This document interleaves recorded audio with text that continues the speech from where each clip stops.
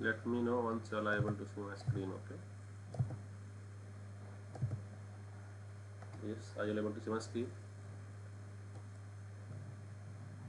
Yes, sir. Okay, so yesterday we had hit only hard coded data, right? So when I will hit get student, each time I hit get student will give me the same record. So if I hit this 1000 times, 1000 times it will return me the same record, right? Yes, sir. Where were we trying this? We were trying this on Postman, correct? So where this was our endpoint, right? So if I say get student, so you have to run the application first. So whenever you want to try it on Postman, first run the application. Application is not running right now. Why is it running from yesterday? See, since yesterday it is running. See, 8085, right? It's still on. Application is still on. See, so you can directly hit it, get student, and you will get the response. See, you got the response. Yes, sir. If you hit this endpoint, get student list. So if you hit it 1000 times, 1000 times it will give you the same response. See, but now I want to make it dynamic. Now I have to do all the CRUD operations: create, read, update, and delete. So now what I will do is we'll try to populate the other classes and interfaces also. So we had made the architecture yesterday, right? So now we just made controller, correct? Yes, sir. Now let's make some service, repository, and database. So if you want to connect with the database, add the JPA dependency and the MySQL connector dependency. Okay. So whenever you are playing with database, you have to add these dependencies, JPA and MySQL. So let me go to the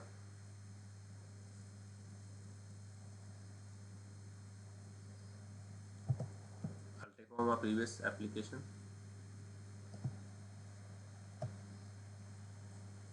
Let me take from here.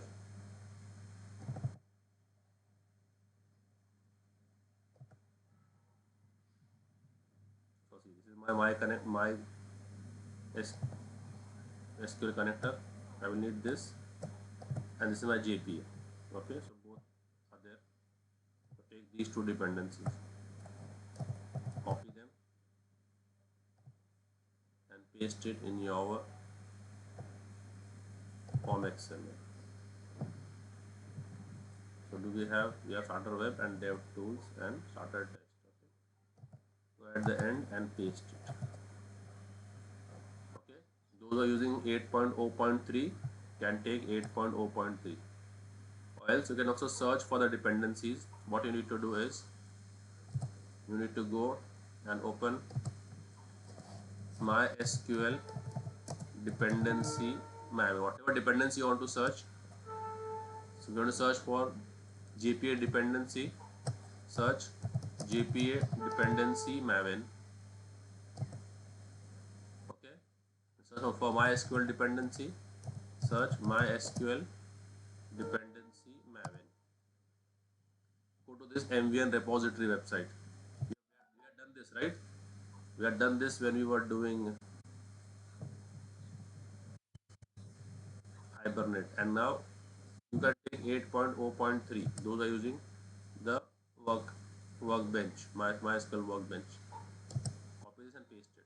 But as I am using an older version, I'll use version 5.1.15. As I do a save, it will add all those jars. See, it is adding the jars to my application. Okay. Sir, what you mentioned me.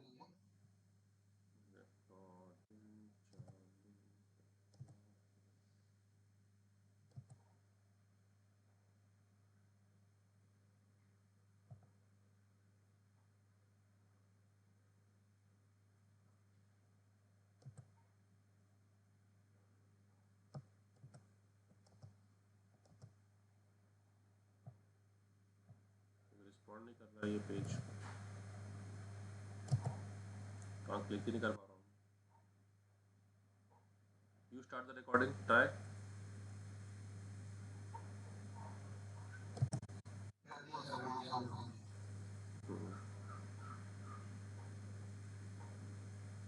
तो आते ही ना मैं किसी को बना दूंगा को host, वो सबको ऐड भी करता रहे और रिकॉर्डिंग भी मैनेज कर ले, ताकि मेरा फोकस फिर से स्टे रहे.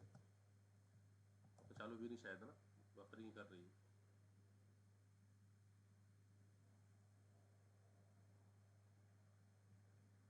Late me know when it starts recording. अमन.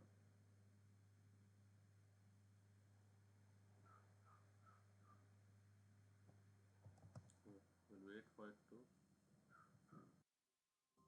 अब हो गई ना चालू.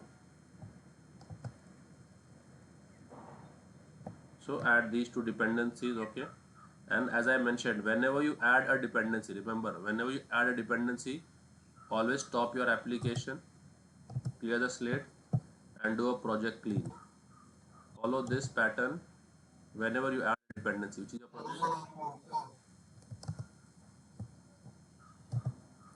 So whenever you add a dependency, always clean your project. So which is that project? ITP for Spring Boot, right? Yeah. So whenever you add a dependency, always stop the project, clear the slate, and do a project clean. Now you can rerun the project if you wish to. Run as Java application.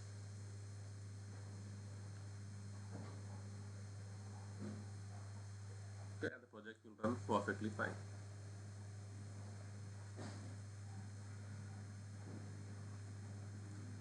Now, what are we using to hit the request? Postman or a web page?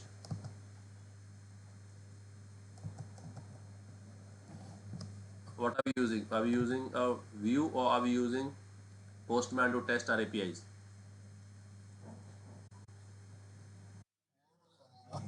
नहीं, postman से hit करें ना ये सब. कल जो API test किया वो कहाँ से टेस्ट किया? पोस्टमैन से. व्यू मतलब वेब पेज बना के, वेब पेज से वो बाद में बनाएंगे हम लोग. तो अभी मुझे कोई डेटा लेके उसका ऑब्जेक्ट क्रिएट करना है. तो अगर टाइम लीफ से आप भेजते हो तो कैसे भेजते हो? मॉडल एट्रीब्यूट से.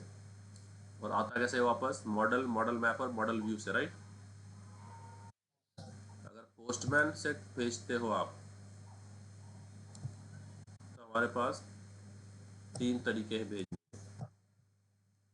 You can set by a request param. You can send by a request param. You can set by a path variable,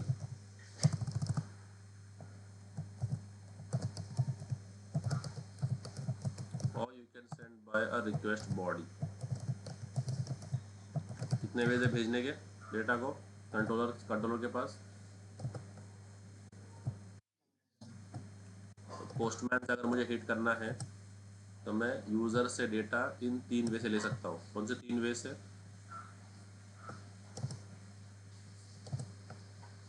ये मेरा पोस्टमैन रहेगा. तो अगर मुझे पोस्टमैन से डेटा लेना है और मेरे कंट्रोलर को भेजना है तो तीन वेज क्या है बोलो?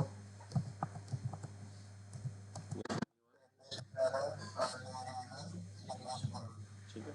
रिक्वेस्ट पैरम में आप एक एक करके लेते, इंडिविजुअल डेटा लेते. क्या लेते?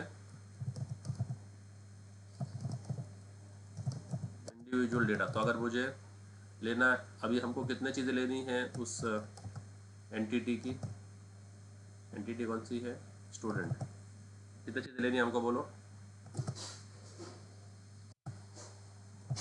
एक, दो, तीन, चार, पाँच, सात. तो ये सातों आपको अलग अलग लेनी पड़ेगी, अलग अलग वेरिएबल में. तो आपको सात वेरिएबल लगेंगे. कितने वेरिएबल लगेंगे? सात वेरिएबल लगेंगे. वो होता है रिक्वेस्ट पैरम. ठीक है.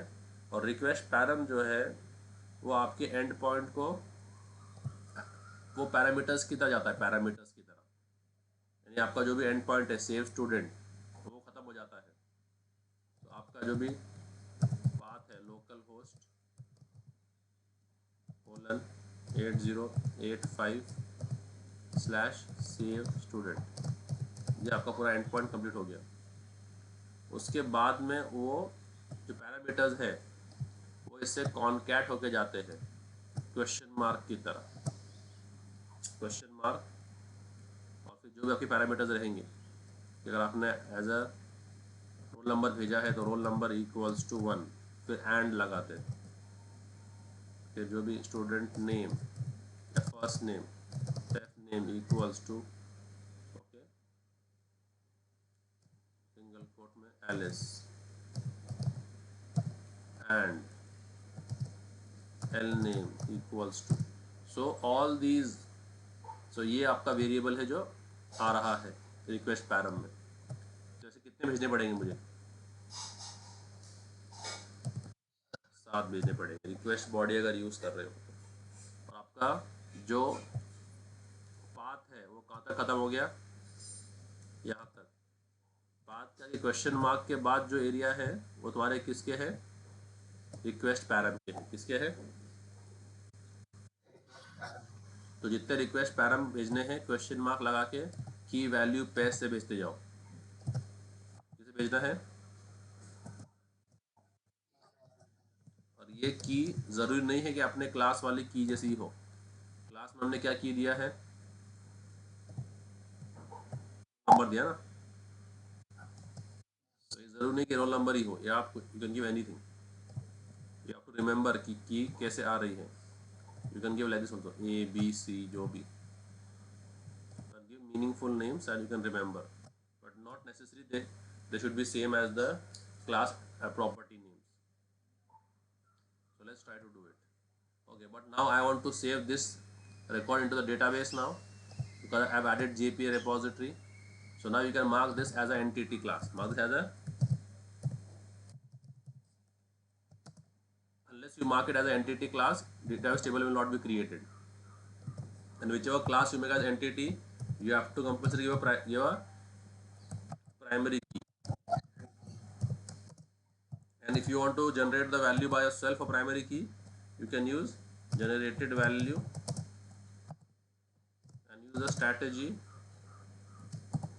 identity.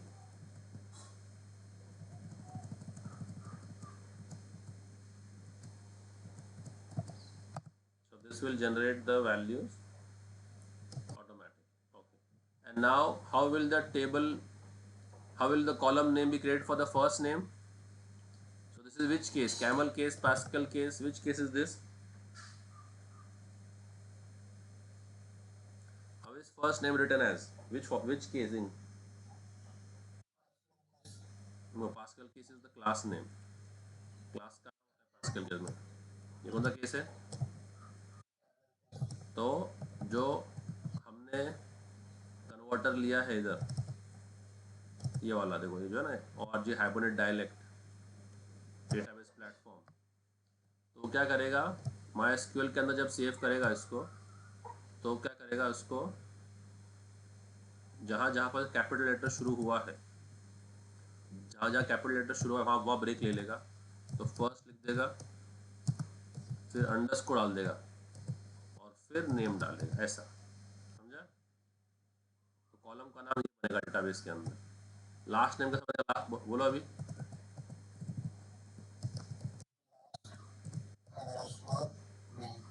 ठीक है, ऐसे वो बनाएगा। अगर आपको ऐसा नाम नहीं चाहिए और आपको यही नाम चाहिए डेटाबेस के अंदर, फिर आप उस पर @कॉलम क्या लगा दो,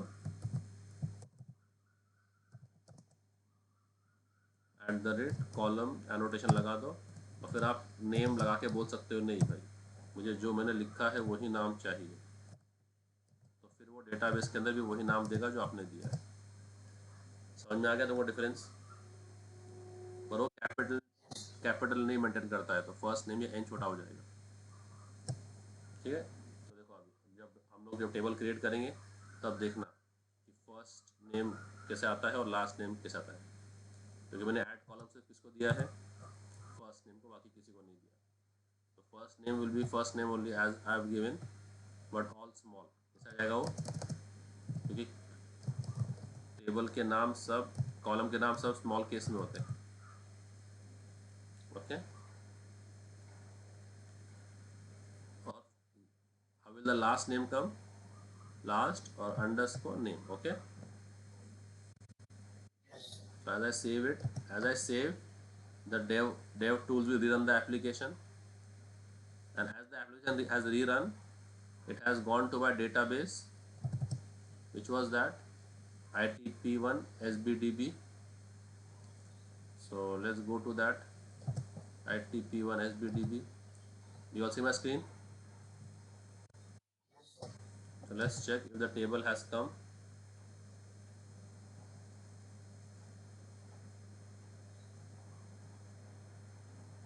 One table has come, yes. And if you want to see that table, just go to SQL and describe it. We'll show you all the columns. Describe table student,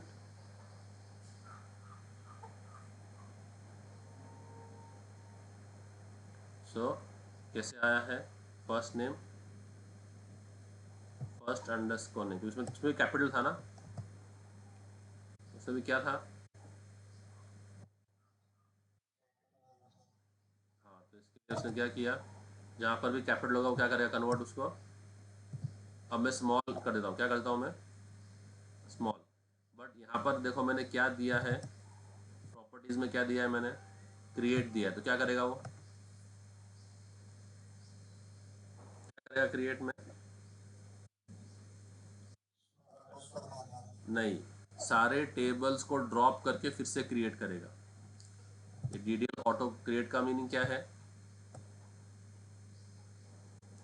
जितने भी एंटिटी टेबल, हाँ, और अगर मैं update दे दूँ तो वो drop करके वापस क्रिएट नहीं करेगा, ठीक है, उसी को अपडेट कर देगा। तो अब जो है मेरे एग्जिस्टिंग टेबल में डेटाबेस का नाम क्या है, कॉलम का नाम क्या है, फर्स्ट अंडरस्कोर नेम, है ना। और अभी मैंने कॉलम का नाम क्या चेंज कर दिया फिर, तो अभी ये नया कॉलम बनेगा कि उसी कॉलम को चेंज कर देगा, ये एक नया कॉलम क्रिएट कर देगा, क्योंकि हमने क्या यूज़ किया है, अपडेट। तो अपडेट जब भी हम करते हैं ना, तो जो भी कुछ नया है वो सब टेबल में ऐड होते जाता है। अगर आपको वो नहीं करना है, आपको बोलना है कि पुराना टेबल ड्रॉप कर दो और इसके हिसाब से पूरा नया टेबल क्रिएट करो वापस, फ्रेश टेबल, तो क्या यूज़ करना है आपने, क्रिएट। तो अभी देखो मैं अपडेट करके डेमो देता हूँ आपको, सेव ऑल करता हूँ मैं, dev tool will rerun the application, and now you will see I'll have two columns. One column will be first underscore name, जो पुराना वाला, and one column will be first name. Let's check. Let's check this out if it is what how we do it.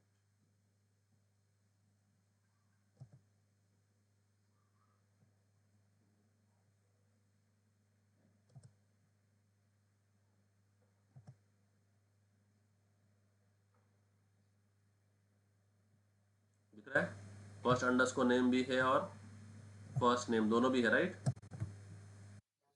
तो update क्या करता है, update DDL auto update,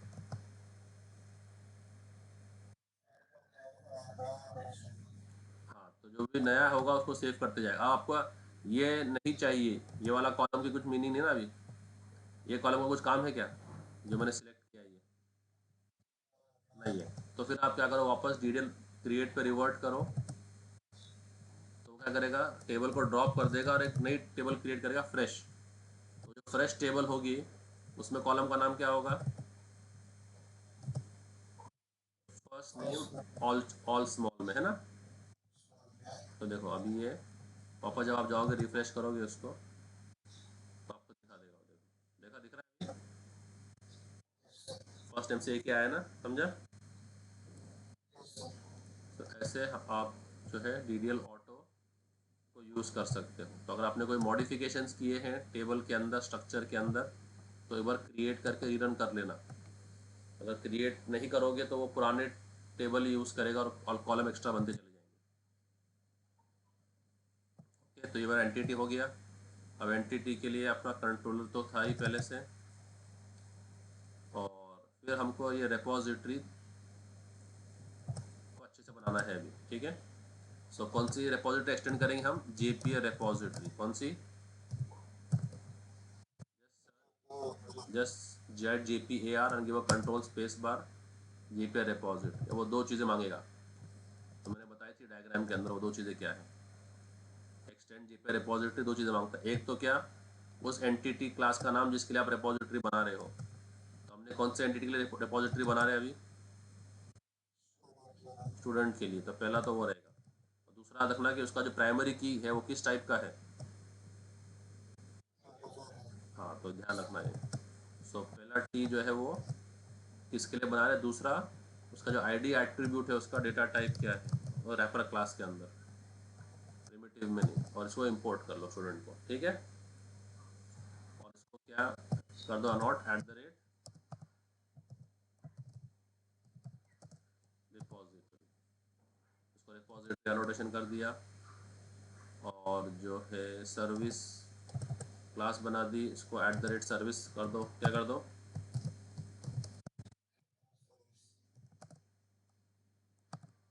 तो repository को at the rate repository service, और ये सब आएंगे O R G spring framework stereo type वाले पैकेज से, ठीक है, ध्यान देना उस पर। स्टूडेंट सर्विस हो गया, स्टूडेंट रिपोजिटरी हो गया, स्टूडेंट एंटिटी हो गया, कंट्रोलर तो पहले से था, ठीक है। अब मैं क्या करता हूँ, पोस्टमैन को बोलता हूँ कि अब एक काम करता हूँ मैं, ये जो ऑब्जेक्ट है हार्ड कोडेड, इसको सेव करता हूँ। चलो पहले पहले हार्ड कोडेड सेव करता हूँ।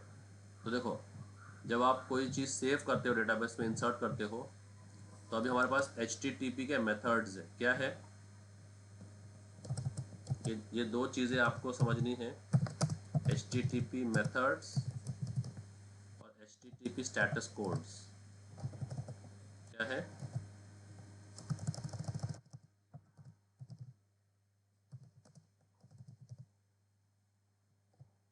तो H T T P methods के अंदर जो है, अगर आप क्रिएट कर रहे हो यानी इंसर्ट कर रहे हो, तो आपने यूज़ करना है पोस्ट मेथड। कौन सा मेथड, और अगर आप रीड कर रहे हो यानी सिलेक्ट कर रहे हो डेटाबेस, तो आपने करना है गेट। और अगर आप अपडेट यूज़ कर रहे हो, आपने यूज़ करना है पुट। और पैच भी यूज़ कर सकते हैं, बड़ा करके पुट यूज़ करते हैं अपडेट के लिए। और अगर आप डिलीट यूज़ कर रहे हो, तो आपने यूज़ करना है डिलीट, ठीक है। और अगर आपको कन्फ्यूजन है कि मैं क्या यूज़ करूँ, तो यूज़ कर लो रिक्वेस्ट, रिक्वेस्ट मैपिंग यूज़ कर लो।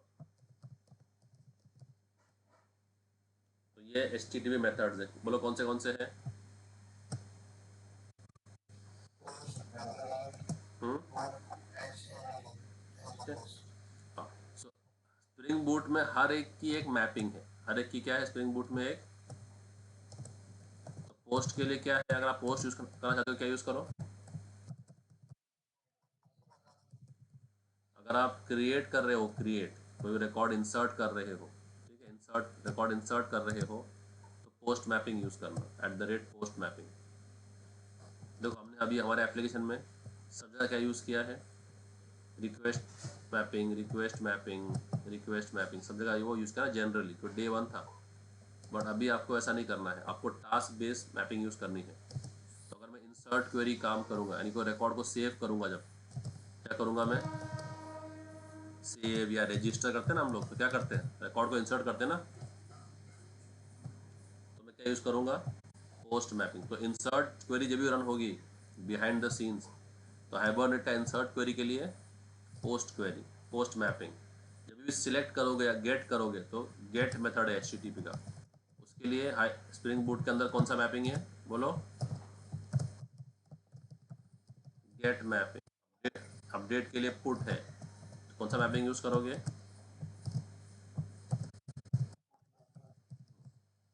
और डिलीट के लिए कौन सा मैपिंग यूज़ करोगे। हाँ, ओके। और रिक्वेस्ट के लिए कौन सा तो यूज़ करते आए हैं आप लोग, रिक्वेस्ट मैपिंग, ये होता है। और हमेशा याद रखना, annotation will always be in capital, and annotation will be in Pascal case, capital P, capital M.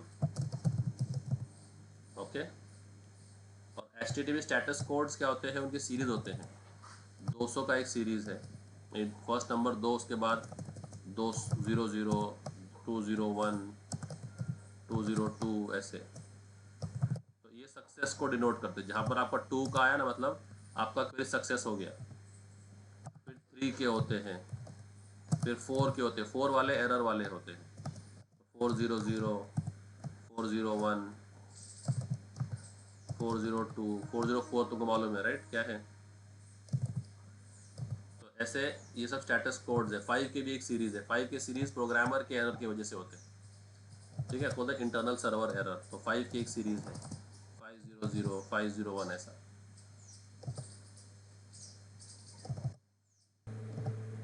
Yes guys, I'm back. So now let's try to store this hard coded record in the database. So as I have given the roll number as identity, means it will auto generate the roll number. So I will not generate the roll number by myself. Okay. Okay, but I'll be saving a student, right? So now I'll use which mapping to save a student? Yes. Anyone? Post mapping. Okay. So I'll say at the rate post mapping, and what endpoint you want to give? Let's say save student or save hard coded student. I'm giving the hard coded value. So whatever is the endpoint, I will give that as the name of my method. Create the student, will not give the ID attribute. I will not give the ID attribute. Okay. Now, now where are we right now? In which class? We are in which class? Controller. Controller will give to whom now? And service will give to whom? And repository will give to a database, correct? So this flow you should understand very clearly. Again, make a enlarged version of this. Okay, so from controller I will give to, yes, so I'll make it a big diagram. From service to, and from repository to eventually the database. Okay, so this red color is my database.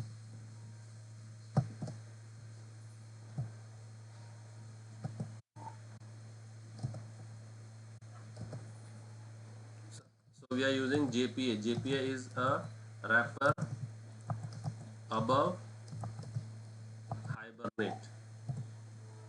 So we will use ORM also, same over here, ORM. We will not write the query, we will just pass the object. So we are in which class now? And that entire object is over here, correct? So that entire code is over here, written over here in this part, correct?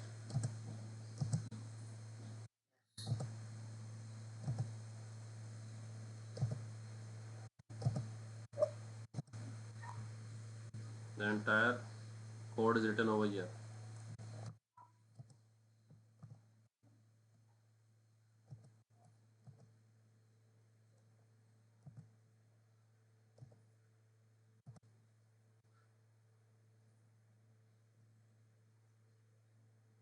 In the controller.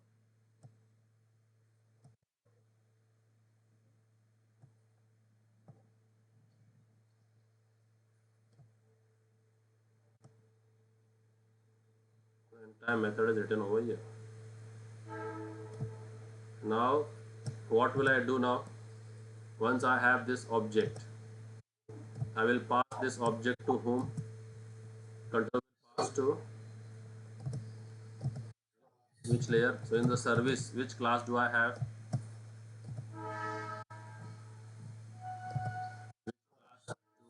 I have in the service. Yeah, so now try to understand this flow. So in the service I have a student service class.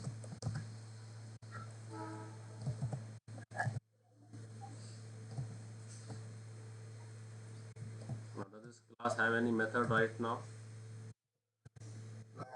No. Okay, so I will just, this is an empty class. Okay, and it is a service class, and this code is written where? In the control, correct? So I'll try to first explain you with the diagram, then we will do the coding. Once the diagram is clear, then you will not struggle with the coding. So this is my controller class, right? Till here, till here. This is my service class, and here this is my repository. That is the interface, correct?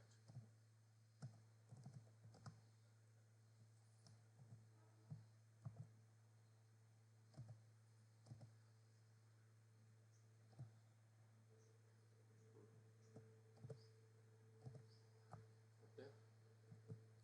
Now the game is this: who will the controller pass the data to? And service will pass to, and repository will put it in the database. So now if the controller wants to interact with the service, and let's say the service has a function public void abc. Now how will you call the abc function from the controller? How will the controller call this abc function? And it is a non-static function. So controller will need object of which class? So if I want to call the abc function over here, from here abc function, I will call abc function using what? The object of which class? Student service. So and I am calling it from where? Controller. So controller will need object of student service. So controller will just say has a dependency of student service. So this is class name. Okay. I'll copy it again. Class name, paste it, and make the object with a camel case. Okay. So with Pascal case is the class name. With the camel case is the object name. And I will just tell the IOC container, please give me this object auto wired. So whichever class has the annotation repository service rest controller, IOC container keeps beans of those classes. So now I will not create an object, I will just auto wire it from the IOC container. And now using this object which I have made student service, I can call methods of the student service dot abc. Is that making sense?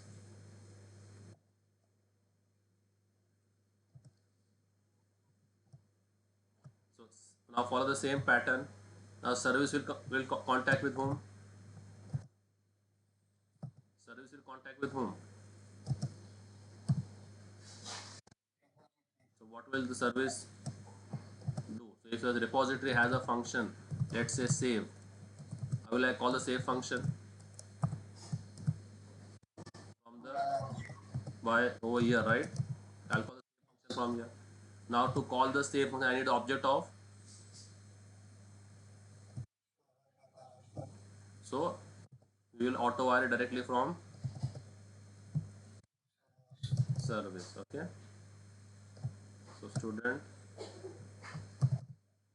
repository in camel case, the class name,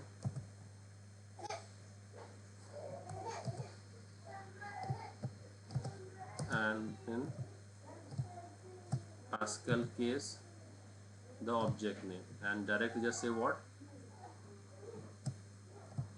give a semicolon over here. Okay, semicolon will come. Okay.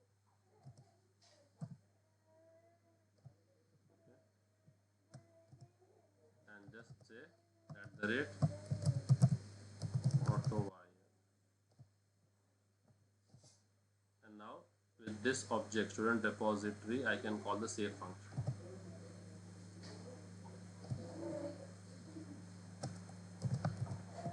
And now the repository has lots and lots of, like how the session had in Hibernate we had session. So session had all those methods, save, get, load. So repository has all these built-in methods. The JPA repository is a very versatile interface, has lots of methods for all the database related activities. So this JPA repository has hundreds of methods for database communication.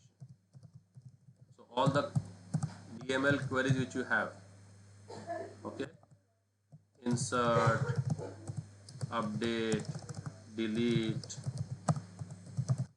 select, all the queries, they have methods for that. Who has the method for them? The, yes, सब mic on हो गया.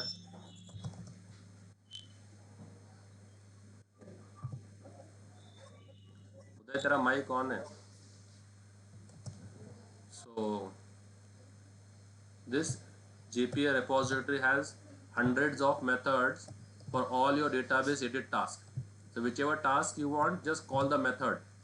So now what I want to do of this object, what is my task? करना क्या है मुझे इस object को? Data में सेव करना है ना. सो कंट्रोलर हमने क्या किया, ऑब्जेक्ट को क्रिएट किया. अब कंट्रोलर ये ऑब्जेक्ट को भेज देगा सर्विस को. सारा बिजनेस लॉजिक सर्विस में लगता है. जितना भी लूपिंग है, कंडीशन है, बिजनेस लॉजिक जितना भी है तुम्हारे एप्लीकेशन का, वो सारा सर्विस लेयर में लगता है. ये कंट्रोलर तो सिर्फ क्या है, एक फ्रंट एंड से इंटरैक्शन के लिए बनाया है. तो ये किसके लिए बनाया है? फ्रंट एंड से इंटरैक्शन के लिए. और ये किसके लिए बनाया है? डेटाबेस कम्युनिकेशन के लिए. तो जितना बिजनेस लॉजिक है वो सब का लगने वाला है. तो कंट्रोलर बिजनेस लॉजिक वाला नहीं, वो सिर्फ ऑब्जेक्ट को लेगा और एक फंक्शन को पास कर देगा. तो लेट्स से इसने फंक्शन को कॉल किया सेव स्टूडेंट फंक्शन, और वो जो ऑब्जेक्ट बना है वो उसने उसको पास कर दिया. बस अभी हमने ऑब्जेक्ट किसको पास कर दिया? Save student function. किसके? स्टूडेंट सर्विस के.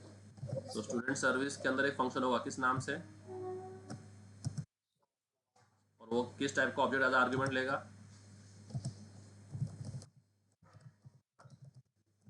S1 किस टाइप का है? अरे S1 किस टाइप का है? S1 स्टूडेंट टाइप का. तो वो स्टूडेंट टाइप का ऑब्जेक्ट लेगा. ठीक है. अब वो S1 आ गया सर्विस में. ठीक है. अब सर्विस क्या करेगा? उसको रिपोजिटरी को भेज देगा. तो रिपोजिटरी के पास, इसके पास रिपोजिटरी का ऑब्जेक्ट है इधर. करेक्ट. ऑटो वायर करने से हो गया है. तो ये ऑब्जेक्ट लेगा वो, और सेव करने के लिए रिपोजिटरी में एक सेव फंक्शन है. कौन सा फंक्शन है? सेव. और हम वो सेव को जैसे होता है ना अपना हाइबरनेट में, से वैसा ही. और ये सेव फंक्शन ट्रिगर हो जाएगा. ये सेव फंक्शन कौन सी एंटिटी को सेव करने वाला है? Student class. तो जब भी ये सेव को कॉल करेंगे आपको स्टूडेंट क्लास का एंटिटी पास करना होगा.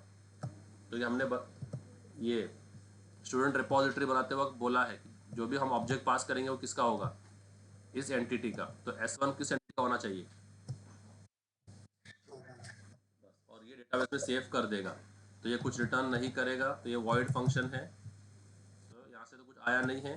तो ये खुद ही पोस्टमैन को रिटर्न कर देगा एक स्ट्रिंग में कि रिकॉर्ड एडेड सक्सेसफुली। तो क्या रिटर्न करेगा ये? Record added, let's say return कर दिया। तो रिकॉर्ड एडेड किस टाइप का वैल्यू है? रिकॉर्ड एडेड किस टाइप का वैल्यू है? स्ट्रिंग। तो हम लोग रिटर्न टाइप को चेंज कर देंगे और क्या बोल देंगे, रिटर्न टाइप क्या बोल देंगे इसको कि भाई ये फंक्शन स्ट्रिंग रिटर्न कर रहा है। ठीक है, समझ में आया कैसे अपने को कोड करना है अभी? तो ये तो अपने पास पूरा डेटा है। और अपने को सिर्फ ऑटो वायर करना है स्टूडेंट सर्विस को, और स्टूडेंट सर्विस के मेथड को वो ऑब्जेक्ट भेज देना है। तो let's go step by step. तो कंट्रोलर में जाते हैं पहले। तो कंट्रोलर में क्या करना है? पहले कंट्रोलर के अंदर क्या करना है अपने को? पहले इसको ऑटो वायर करना है स्टूडेंट सर्विस। तो ये क्लास का नाम, यही नाम कॉपी करता हूँ मैं, पेस्ट करता हूँ, छोटा एस कर दिया। ये ऑब्जेक्ट का नाम सेमी कोलन, और कैसे ले लिया उसको फिर? @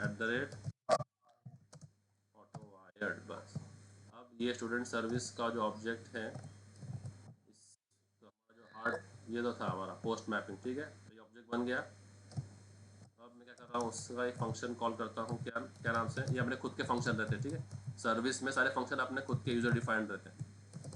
आपको जो नाम देना है, save student, save my student, जो देना है वो दे सकते हैं। और क्या पास कर देंगे उसका एज ए पैरामीटर? ये फंक्शन है क्या? ये फंक्शन है क्या स्टूडेंट सर्विस में? स्टूडेंट सर्विस खाली है ना? स्टूडेंट सर्विस कुछ है स्टूडेंट सर्विस में? तो ये जो मैंने कॉल किया ये फंक्शन है क्या? तो क्रिएट कर लो जाके। तो ये क्रिएट कर देगा। ठीक है, अब सर्विस किसको देगा ये? तो उसका हम लोग ऑब्जेक्ट क्या कर लेंगे? ऑटो वायर कर लेंगे।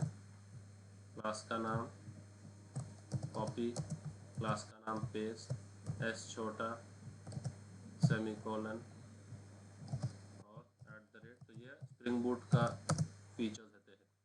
आपको डायरेक्ट ऑब्जेक्ट मिल जाता है रेडीमेड।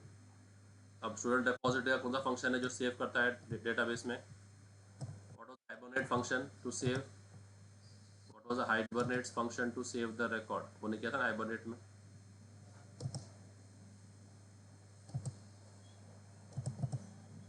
कौन सा था हाइबरनेट में सेव करने के लिए? दिख रहा है? और सेव को क्या करना है? सिर्फ ऑब्जेक्ट पास कर देना ना, बस। तो जीपीआई रिपोजिटरी हाइबरनेट का ऊपर का एक लेयर है। जैसे हाइबरनेट जेडीबीसी के ऊपर का लेयर है ना, वैसे ये उसके ऊपर का लेयर है। तो कहाँ जाएंगे हम लोग? स्टूडेंट सर्विस में। और क्या करेंगे? इस ऑब्जेक्ट से क्या फंक्शन कॉल करेंगे? डॉट, देखो आ गया सेव। और क्या पास कर देंगे इसको?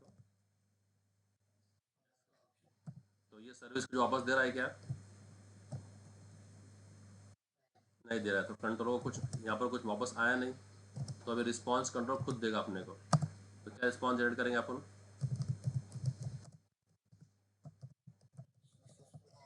Record added successfully. ठीक है, जो किस टाइप का वैल्यू है? स्ट्रिंग टाइप का वैल्यू। तो आपका सिंपल सा एंड टू एंड केस बन गया। ठीक है, सेव किया इसको मैंने। अब अगर मैं 10 बार हिट करूँ इसको, तो रिकॉर्ड जो सेव होगा वो किस नाम से सेव होगा?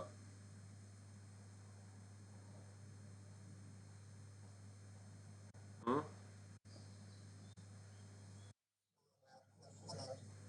यही वैल्यू सेव होंगी। सिर्फ उसका जो रोल नंबर है वो इंक्रीमेंट होगा, ऑटो इंक्रीमेंट, बाकी डिटेल सारे ये रहेंगे। राइट, अब ये टेस्ट करना है तो ये एंड पॉइंट क्रिएट करो जाके पोस्टमैन पे। ये कॉपी किया मैंने एंड पॉइंट, और पोस्टमैन पे आ गया अपने वाले इसमें, इस अपने कलेक्शन पे गया, ये 3 डॉट पे गया, ऐड रिक्वेस्ट किया। अब जो HTTP रिक्वेस्ट है वो किस टाइप की है? तो पहले यहाँ से सर्च कर लो कौन सी टाइप की है।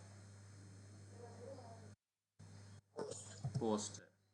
फिर URL ले लिया, कौन सा URL है? सेव, और सेव हार्ड कोडेड स्टूडेंट है ना। As I do a send, वो क्या कर रहा है? रिस्पॉन्स भेजेगा मुझे। क्या रिस्पॉन्स आया? डेटाबेस में सक्सेसफुली ऐड हुआ कि नहीं रिकॉर्ड? चेक करना है, जाके चेक कर लो, इस पर क्लिक करो, देख लो रिकॉर्ड आया कि नहीं। आ गया, और रोल नंबर 1 बन के आ गया। और आपने गौर किया होगा, what is the status, what is the HTTP status? 200 means okay, means successful. ठीक है, अब अगर मैं इसको 5 बार हिट करूँ, 5 बार, 2, 3, 4, 5, कौन से रिकॉर्ड सेव हुए रहेंगे 5 बार? सिर्फ रोल नंबर होगा ना, ऑटो इंक्रीमेंट। करेक्ट, दिख रहा है ना? तो अभी अगर आपको वो नहीं करना है और आपको आपके खुद के वैल्यूज़ कस्टमाइज करने हैं, तो आपको लेने पड़ेंगे यूज़र से। किसे लेने पड़ेंगे? तो यूज़र से लेने के कितने तरीके हैं? पोस्टमैन से, अगर हम पोस्टमैन यूज़ कर रहे हैं तो बोलो। तो मैं आपको तीनों तीनों दिखाता हूँ एक एक करके, ठीक है? तो अभी पोस्ट मैपिंग रहेगा ना, तो अभी मैं करूँगा save student by request param, by using क्या, रिक्वेस्ट पैरम। ओके, तो जो मेरे एंड पॉइंट का नाम, वही मेथड का नाम। ओके ओके, अब एक और चीज़ वो दिखाता हूँ मैं। अगर मैं चाहूँ तो जो मैंने ऑब्जेक्ट इंसर्ट किया है, मैं वो ऑब्जेक्ट भी रिटर्न कर सकता हूँ। तो जो सेव फंक्शन है ना, सेव फंक्शन, जो सेव फंक्शन है उसके दो वेरिएशन है। वो वॉइड भी रिटर्न करता है, और जो उसने ऑब्जेक्ट सेव किया है वो ऑब्जेक्ट भी रिटर्न करता है, यानी सेव भी करेगा और रिटर्न भी करेगा। तो यहाँ पर क्या रिटर्न कर रहा है ये फंक्शन?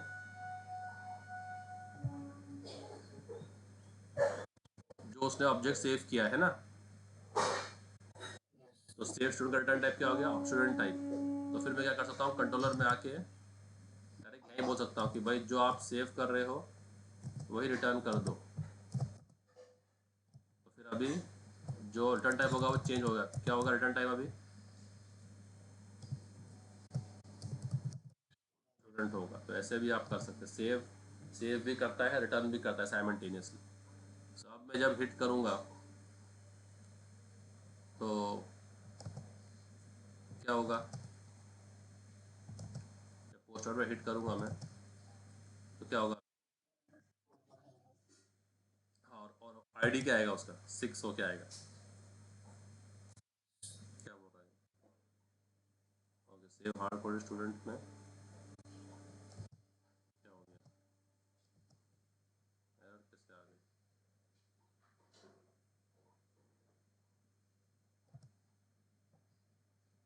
क्या बोल रहा है ये?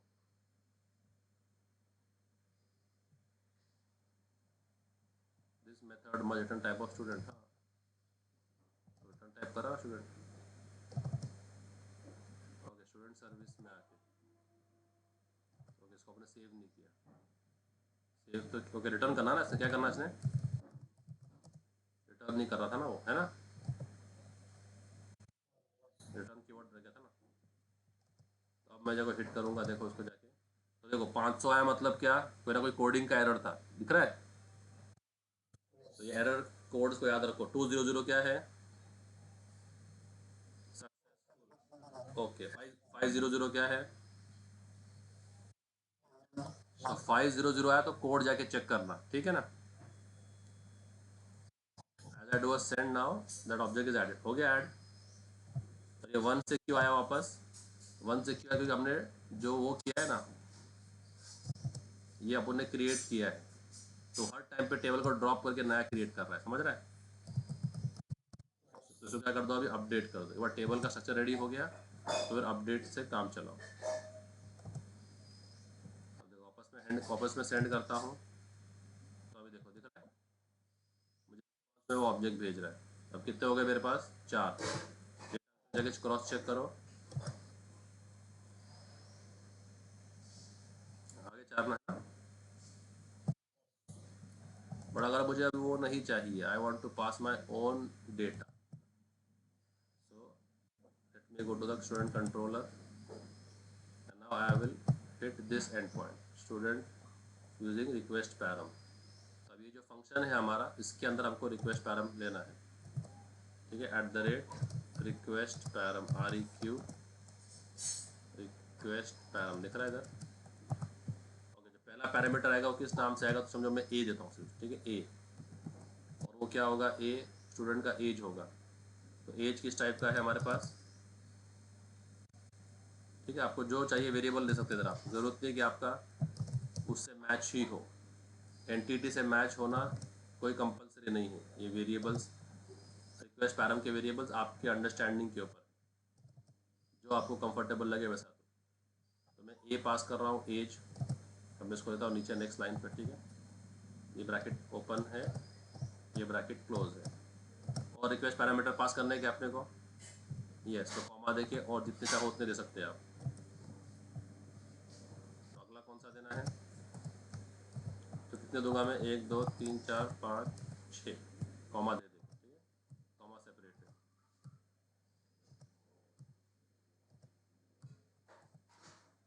अब लास्ट में देने की ज़रूरत नहीं है, तो ये ब्रैकेट को ऊपर क्लोज कर सकते हैं अपना, ठीक है। और अभी इनके अलग अलग वैल्यूज दूंगा मैं, A B C। तो you have to keep an eye as to what is the mapping. जब पोस्टमैन से हिट करेंगे तो मालूम होना चाहिए आपको A क्या है, B क्या है, C क्या है, D क्या है। तो A क्या है, एज था। B क्या है, ईमेल। ईमेल किस टाइप का है,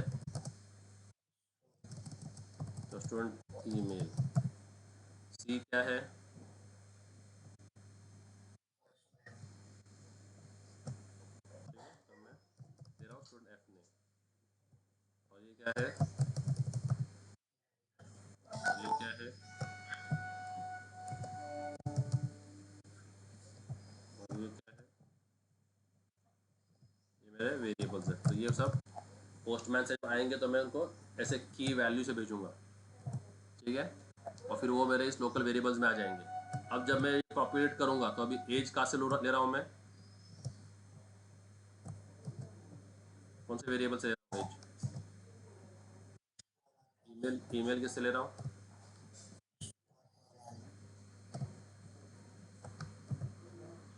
फर्स्ट नेम,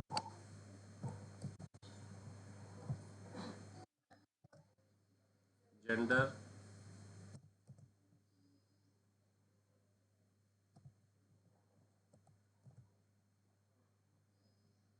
ओके। इंट कहाँ से, स्ट्रिंग है ना ये भी स्ट्रिंग है, ये भी स्ट्रिंग है, और ये डबल है, right.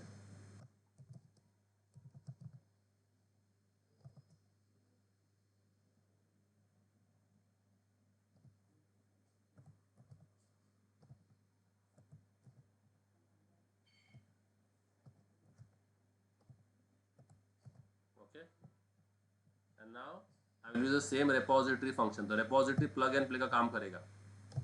Multiple control functions can use the same repository, same service function. तो इसको भी मुझे सेव ही करना ना स्टूडेंट को, तो उसका मेरे पास फंक्शन ऑलरेडी प्रेजेंट है,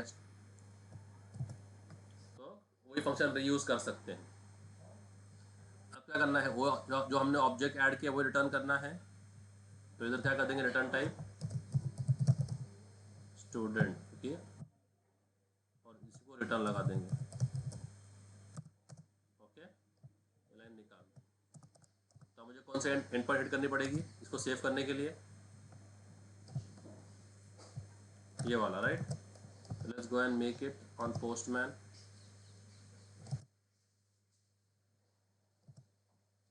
विच मैपिंग,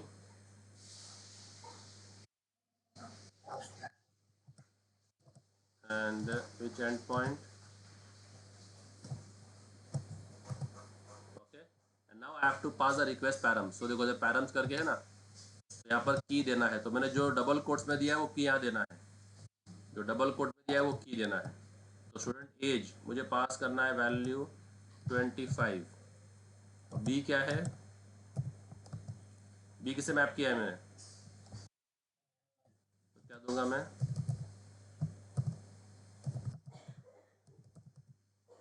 राइट। और सी, क्या दिया है मैंने, और तो ये आपको याद रखना है। बट डी क्या दिया है,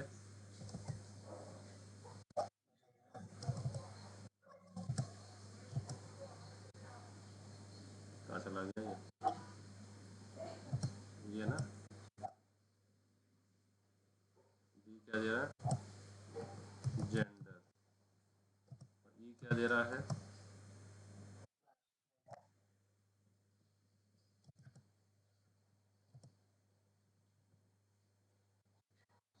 क्या हुआ इसको, पागल को, कहाँ चला जा रहा है, बेन स्मिथ, ठीक है। और एफ क्या दिया है, परसेंटेज, ठीक है। तो मैं दिया 88.5, ये सब पास कर दिया। अब जब मैं, यहाँ दिख रहा है तुम लोग को, ये एंड पॉइंट है, दिख रहा है क्वेश्चन मार्क के आगे सब लगा दिया उसने।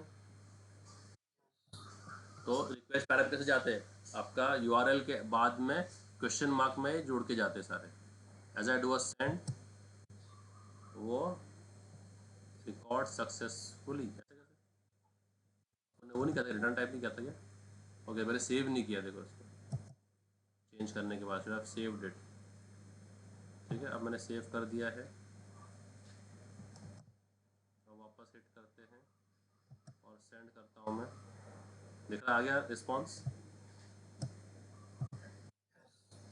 तो ऐसे अभी मैं जितने चाहूँ उसे change, I can change know every time. 26 करूँगा और क्रिस करूँगा, तो ये जो मैं वैल्यू पास कर रहा हूँ वो जाएंगे ना, तो हार्ड कोडेड जाएंगे ना अभी, सही है।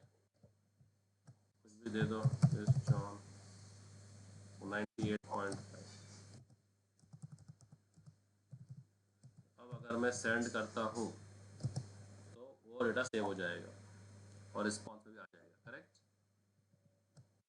तो ये कैसे सेव किया मैंने, रिक्वेस्ट पैरम से। दूसरा एक तरीका है पाथ वेरिएबल से, वो क्वाइट सिमिलर है रिक्वेस्ट पैरम के। ये कॉपी करता हूँ पूरा वापस, post mapping using request param था ना, ये कॉपी अभी करता हूँ, सेव स्टूडेंट यूजिंग क्या, पाथ वेरिएबल में क्या आता है कि ये जो हमारा है ना यूआरएल, उसी में जुड़ के सारे जाते हैं, ऐसा। तो आपको जितने पास करने हैं आपको ऐसे ऐसे पास करने हैं। तो मुझे कितने पास करने हैं, 1 2 3 4 5 6 पास करने थे, राइट।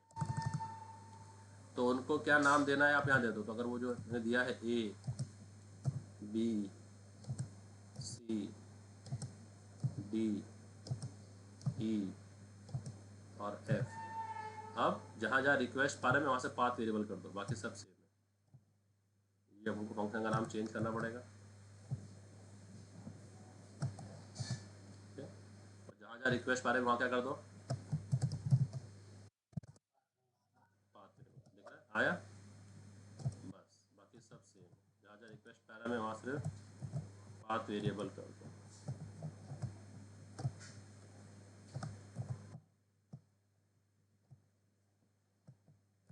बाकी सब कोड सेम, अंदर का कुछ चेंज करने की जरूरत नहीं, अंदर का कुछ सिर्फ सेंडिंग का तरीका बदल रहा है।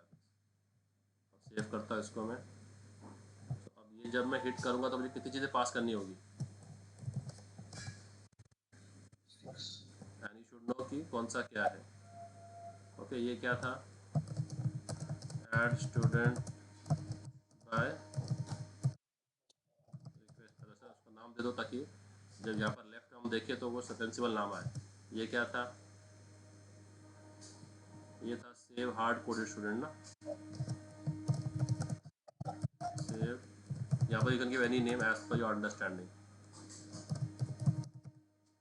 ये आपके ऊपर आपको क्या नाम देना है। अब मैं एक और रिक्वेस्ट पैरम बना रहा हूँ, तो क्या है वो पोस्ट मैपिंग रहेगा ना, डिफॉल्ट मैपिंग गेट रहती है क्या, अगर कुछ नहीं दिया तो गेट लेगा वो। पोस्ट लिया, ये लिया, कौन सा है, तो अब ये 6 चीज़ें मुझे पास करनी है, ठीक है।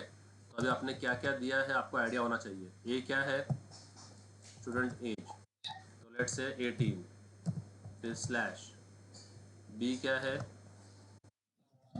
tom@gmail.com slash. सी क्या है, फर्स्ट नेम टॉम स्लैश।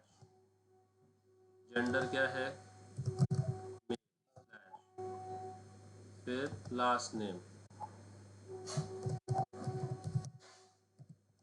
और फिर percentage 81.3। and now now I will send all of them as a path variable. Okay, as I do a send now, it will save that record and return me the response. आ गया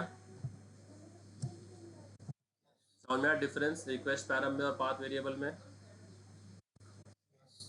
path variable कैसे आता है, path जो अपना path है उसी में आता है, ठीक है, मैप होना चाहिए। अगर यहाँ पर मैं कुछ भी दे दूँ, तो अगर यहाँ पर मैं कर दूँ ई नंबर, मैं ई नंबर रोल नंबर कर दूँ तो आपको वहाँ पर मैच करना पड़ेगा, ठीक है।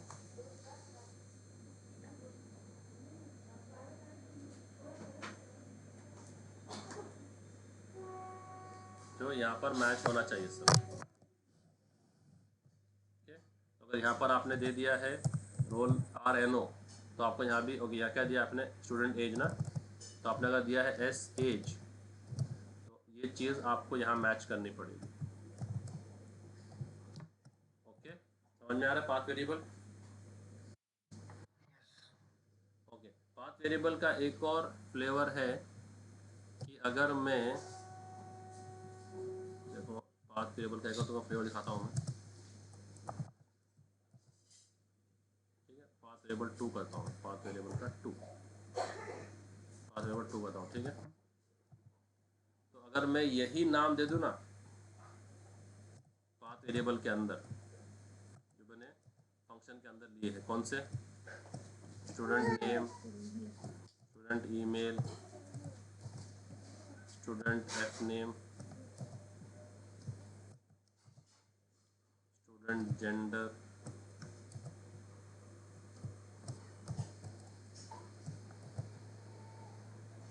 स्टूडेंट लास्ट नेम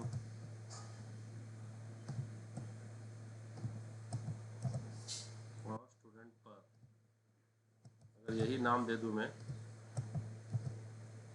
तो फिर मुझे यहाँ लिखने की ज़रूरत नहीं पड़ती है, डायरेक्ट ऐसा कर सकता हूँ, फिर नाम सेम ही है ना।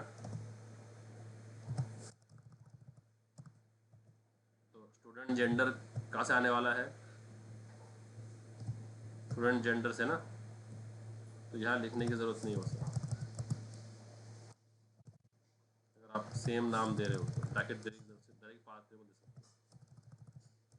समझ में आया। तो इसमें क्या करेगा वो, पाथ टेबल कौन सा ले लेगा, स्टूडेंट एज, स्टूडेंट एज ये रहा। इसमें कौन सा ले लेगा path table, student email, student email ये रहा। तो बाकी सारा सिंपल के सेम ही है। तो इसको भी सेव कर देते हैं और अब इसको हिट करते हैं पाथ टेबल 2 से, ठीक है। कुछ भी नाम दे देते हैं, 19 ईयर्स का जेरी,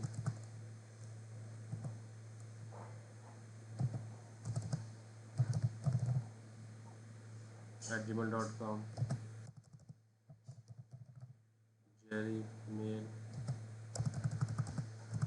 जेरी स्मिथ और 81.9 और सेंड करते हैं तो आ गया, दिख रहा है। तो अगर आपने अलग अलग दिए हैं, यहाँ पर अगर आपने अलग दिया है और यहाँ पर अलग दिया है, तो वो देना पड़ेगा ब्रैकेट में, और अगर सेम ही दिया है तो देने की ज़रूरत भी नहीं। समझ में आ गया। ओके, अब ये जो रिस्पॉन्स में आ रहा है ये पूरा एक ऑब्जेक्ट आ रहा है ना, ये रिस्पॉन्स में आ रहा है ये पूरा क्या है, ऑब्जेक्ट। समझो। ये ऑब्जेक्ट मैं स्टोर कर लेता हूँ अपने प्रोग्राम में, ठीक है। अब मैं क्या कर सकता हूँ, पूरा का पूरा ऑब्जेक्ट भी पास कर सकता हूँ, पूरा का पूरा ऑब्जेक्ट भी एज अ मैपिंग पास, उसको बोलते हैं हम रिक्वेस्ट बॉडी। क्या क्या बोलते हैं इसको हम, रिक्वेस्ट जो बॉडी सबसे ज़्यादा यूज़ होगा। ठीक है, तो अब मैं करूँगा सेव स्टूडेंट यूजिंग क्या, बोलो, रिक्वेस्ट बॉडी वो सबसे क्लीन है, सबसे इजी है, request body.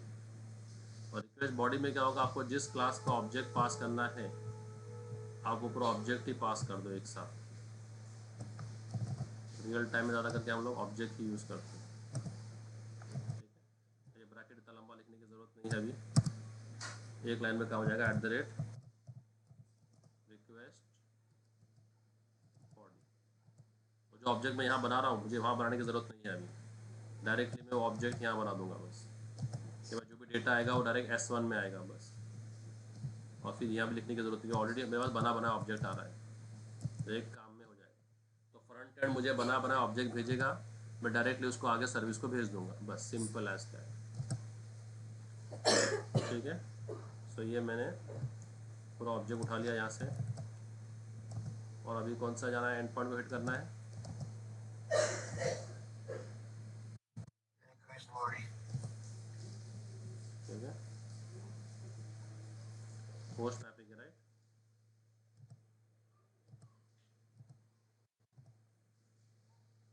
Save student using क्या है,